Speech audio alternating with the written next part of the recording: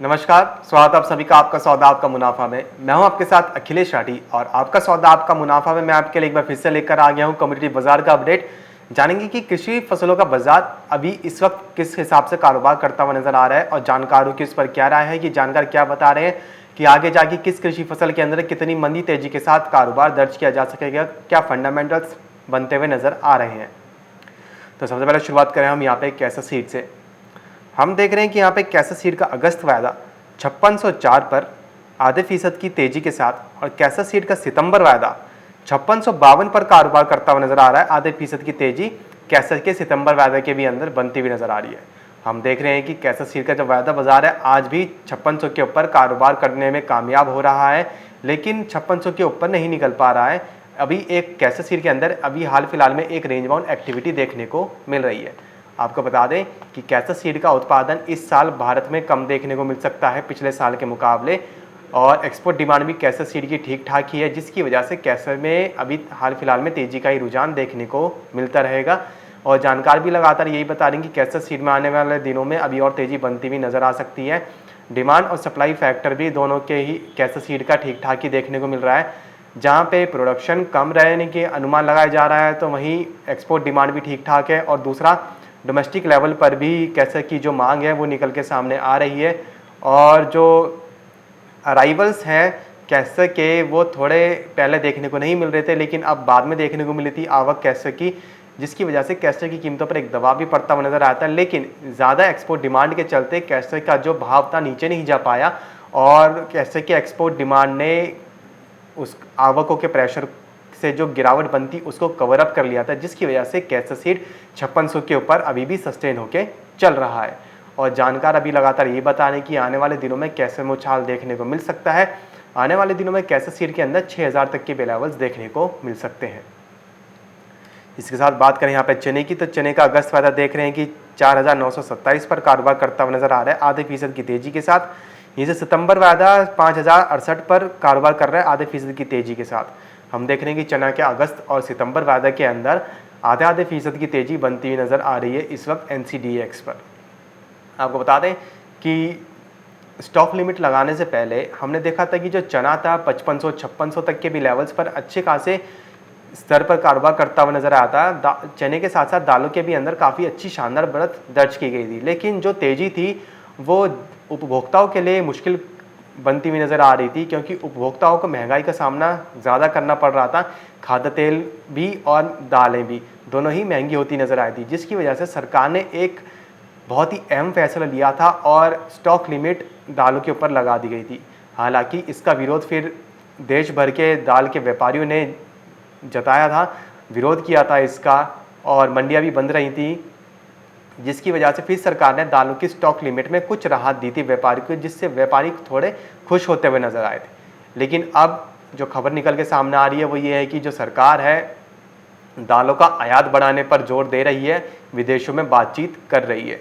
इसके साथ बात करें अगर चने के बाज़ार की, तो चने की कीमतों पर अभी बुआई का असर पड़ता हुआ नज़र आ रहा है। जब से जो बारिश है वो थोड़ी ठीक ठाक देखने को मिली है, मानसून ठीक ठाक देखने को मिला है, जो दालों की जो बुआई है रफ्तार पकड़ गई है, और ज़्यादा बुआई के चलते ही चने की कीमतों पर एक हाल फिलहाल में प्रेशर बनता हुआ नज़र आ रहा है, जो चने की कीमतों को नीचे में 4800 तक लेके जा सकता है। लेकिन चने की कीमतों में निचले स्तर से एक बार फिर से खरीदारी निकल के सामने आएगी। आपको बता दें कि मोतीलाल ओसवाल के वाइस प्रेसिडेंट अमित सजेजा के मुताबिक चने की कीमतें अभी हाल फिलहाल में निचले स्तर पर जाती हुई नजर आएंगी। मुनाफा वसूली दर्ज की जा सकती है चने में 4800 तक के लेवल तक, 4800 से 4850 तक के लेवल पर नीचे जाता हुआ नजर आएगा। उसके बाद निचले स्तर से खरीदारी निकल के सामने आएगी, जो चने की कीमतों को ऊपर में 5200 से लेकर 5250 तक लेके जाएगी। तो अभी हाल फिलहाल में मुनाफा वसूली रहेगी, लेकिन ओवरऑल रुझान तेजी का ही है चने की तरफ, चने के अंदर, जो चने की कीमतों को अभी 5200 से 5250 तक के लेवल पर लेके जाएगा। इसी के साथ बात करें बिनौला खल की, तो बिनौला खल का अगस्त वायदा देख रहे हैं कि 2983 पर कारोबार करता हुआ नजर आ रहा है अगस्त वायदा, और सितंबर वायदा देख रहे हैं 3040 पर। 1.25% की गिरावट अगस्त वायदे में और आधे फीसद की गिरावट सितंबर वायदे के अंदर बिनौला खल में आज बनती हुई नजर आ रही है।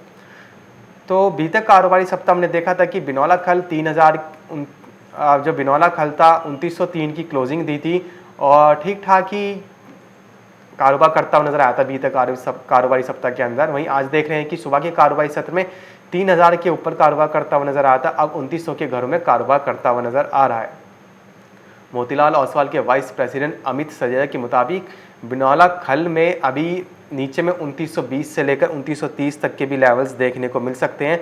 बिनौला खल में अभी एक प्रॉफिट बुकिंग बनती हुई नजर आएगी जो 2920 से लेकर 2930 तक बिनौला खल की कीमतों को लेकर जा सकती है। लेकिन ओवरऑल जो रुझान है वो तेजी का ही है, क्योंकि कपास के अंदर तेजी देखने को मिल रही है, क्योंकि बारिश में देरी की वजह से कपास की जो बुआई थी वो पिछड़ती हुई नजर आई है। स्टॉक भी कम है बिनौला खल का, तो ओवरऑल जो फंडामेंटल्स बनते हुए नजर आ रहे हैं बिनौला खल के, वो मजबूती की ही तरफ हैं, जो बिनौला खल की कीमतों को अभी तेजी की तरफ लेके जा सकते हैं।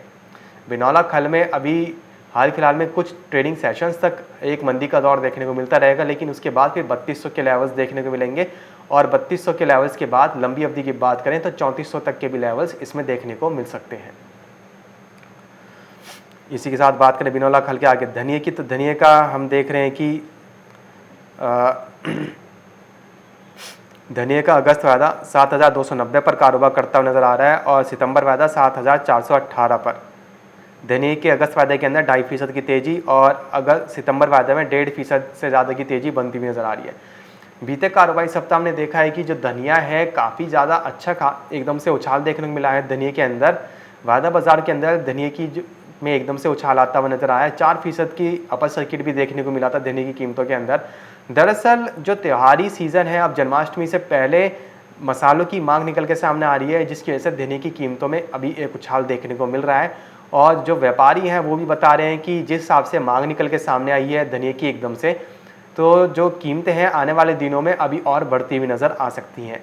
वहीं मोतीलाल ओसवाल के वाइस प्रेसिडेंट अमित सजय के मुताबिक धनिये के अंदर अभी तेज़ी देखने को मिल सकती है। धनिये की कीमतें अभी आने वाले कुछ दिनों में 7500 का लेवल, और उसके बाद लंबी अवधि में 7900 तक की भी लेवल दिखला सकते हैं। ये सब बात करें अगर हल्दी की, तो हल्दी में भी हाल फिलहाल में हमने देखा था कि तेज़ी देखने को मिली थी। 7498 का लेवल इस वक्त देखने को मिल रहा है अगस्त वायदे में, और 7598 का लेवल सितंबर वायदे में। हल्दी में भी ठीक ठाक ही लेवल्स देखने को मिल रहे हैं।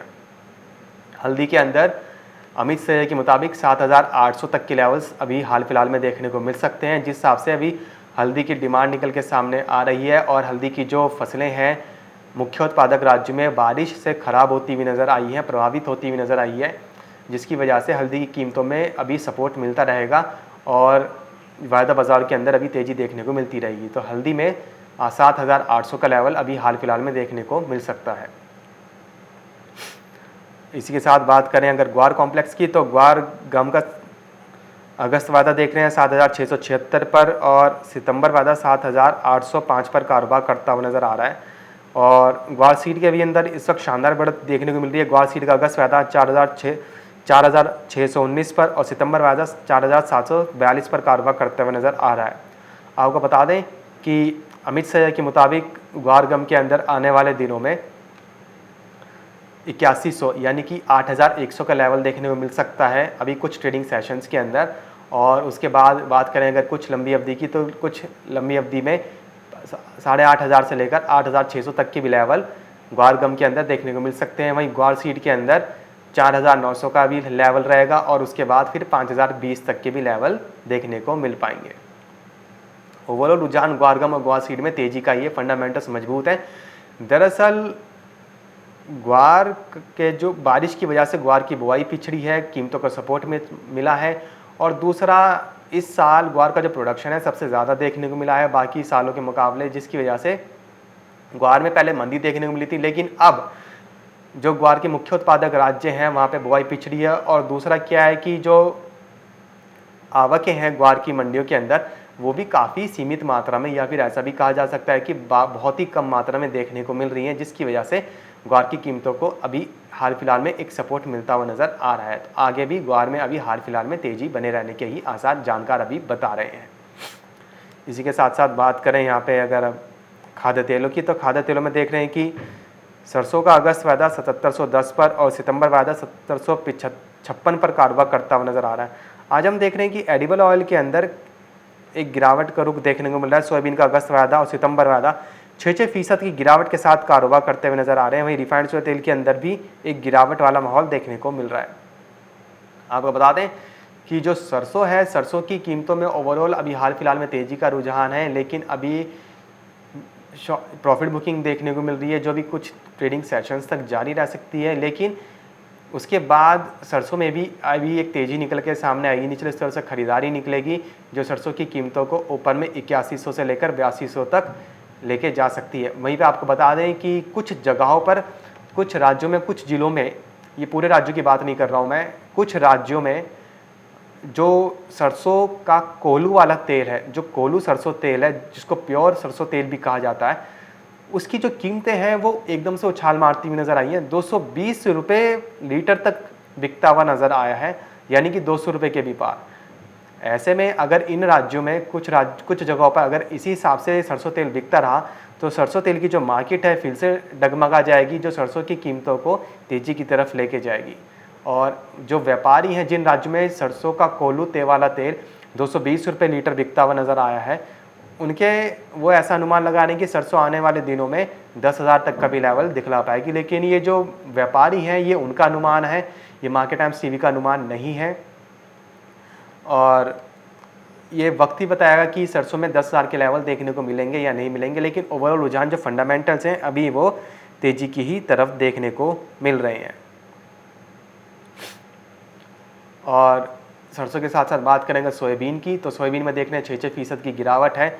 आज हम देख रहे हैं कि सोयाबीन का जो भाव देखने को मिल रहा है, सोयाबीन का अगस्त वायदे की अगर बात करें तो सोयाबीन का अगस्त वायदा इस वक्त NCDX पर जो कारोबार करता हुआ नज़र आ रहा है 9,125 पर, और सोयाबीन का सितंबर वायदा 8,104 पर, 6% की गिरावट। सितंबर वायदे की बात करूँ सोयाबीन की तो अभी सोयाबीन के अंदर और गिरावट देखने को मिल सकती है, प्रॉफिट बुकिंग और बनती हुई नज़र आ सकती है। सोयाबीन के फंडामेंटल्स ओवरऑल मजबूत है, लेकिन वायदा बाजार के अंदर ये एक ऊपरी स्तर से मुनाफा वसूली बनती हुई नजर आई है। लोगों ने अपनी प्रॉफिट बुक करा है, जिसकी वजह से अभी सोयाबीन के वायदा बाजार के अंदर एक गिरावट का माहौल देखने को मिल रहा है। लेकिन ओवरऑल रुझान सोयाबीन का तेजी की ही तरफ है। निचले स्तरों पर एक बार फिर से खरीदारी निकल के ज़रूर आएगी, जो सोयाबीन की कीमतों को ऊपर में 11,000 तक के भी लेवल 11,000 के भी पार लेके जाएगी। और अगर वहाँ पे कामयाब हो जाती है सोयाबीन कारोबार करने में, तो उसके बाद फिर 12,100 तक के भी लेवल्स देखने को मिल पाएंगे। तो सोयाबीन में अभी कुछ समय तक ऊपरी स्तर से बिकवाली का माहौल अभी कुछ समय तक जारी रहेगा। जो छोटी अवधि के निवेशक हैं वो ऊपरी स्तर से बिकवाली करके चल सकते हैं, लेकिन जो लंबी अवधि के निवेशक हैं वो अभी थोड़ा रुक जाएं, निचले सब लोग अपना प्रॉफिट बुक कर लें। उसके बाद जब अभी थोड़ा बाजार नीचे और जाएगा 7,900 7,800, तब वहाँ पे दोबारा से खरीदारी की रणनीति बनाई जाए तो ज़्यादा बेटर रहेगा। इसी के साथ साथ बात करेंगे रिफाइंड सोया तेल की, तो अमित सजय के मुताबिक जब तक रिफाइंड सोया तेल का बाजार 1320 के ऊपर है तब तक रिफाइंड सोया तेल के अंदर तेज़ी देखने को मिलती रहेगी। उनके मुताबिक रिफाइंड सोया तेल में अभी बिकवाली का दौर जारी रह सकता है, लेकिन जब खरीदारी निकल के सामने आएगी तो रिफाइंड सोया तेल का बाजार 1365 से लेकर 1400 तक का लेवल दिखलाता हुआ नज़र आ पाएगा। वहीं बात करें अगर 3 से 4 हफ्तों की, तो 3 से 4 हफ्तों का अगर लक्ष्य लेके चलें तो अमित सजय के मुताबिक रिफाइंड सोया तेल के अंदर 1500 तक के भी लेवल्स देखने को मिल सकते हैं। तो ओवरऑल रुझान खाद्य तेलों का अभी तेजी की तरफ है। हालांकि अभी बिकवाली का दौर, ऊपरी स्तर से बिकवाली देखने को मिल रही है, लेकिन फंडामेंटल्स मजबूती की ही तरफ है। तो ये था एक छोटा सा कम्युनिटी बाजार का अपडेट कि इस वक्त कौन सी कृषि फसल किस भाव पर कारोबार करती हुई नजर आ रही है और इस पर हमारे जानकार की क्या राय है। तो फिलहाल आपका सौदा आपका मुनाफा में बस इतना ही, कहीं जाएगा नहीं, क्योंकि खबरों का सिलसिला लगातार यूं ही बना रहेगा मार्केट टाइम्स टीवी पर।